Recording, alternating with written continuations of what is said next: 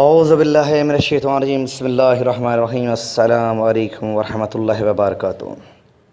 لا الہ الا اللہ محمد رسول اللہ صلی اللہ علیہ وآلہ وسلم کی فضیلت کیا ہے؟ حدیث شریف میں ہے، جو کوئی سچے دل سے اس کلام کو مانے اس پر دوزخ کی آگ حرام ہے،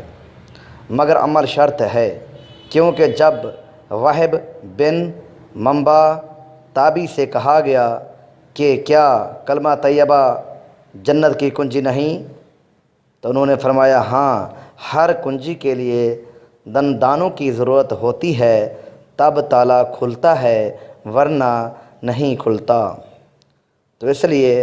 جتنے غیر مسلمان ہیں ان کو چاہیے کہ ایک بار کلمہ پڑھ لیں تو انشاءاللہ جہنم کی آگ سے بچ جائیں گے، ورنہ اللہ کا عذاب ہے ہی ایسا کہ اس سے ڈرنا چاہیے۔ اور ہر مسلمان کو چاہیے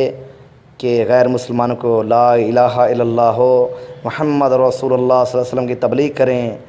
جس کا ترجمہ یہ ہے، نہیں ہے کوئی معبود سوائے اللہ کے، محمد صلی اللہ علیہ وآلہ وسلم اللہ کے رسول ہیں۔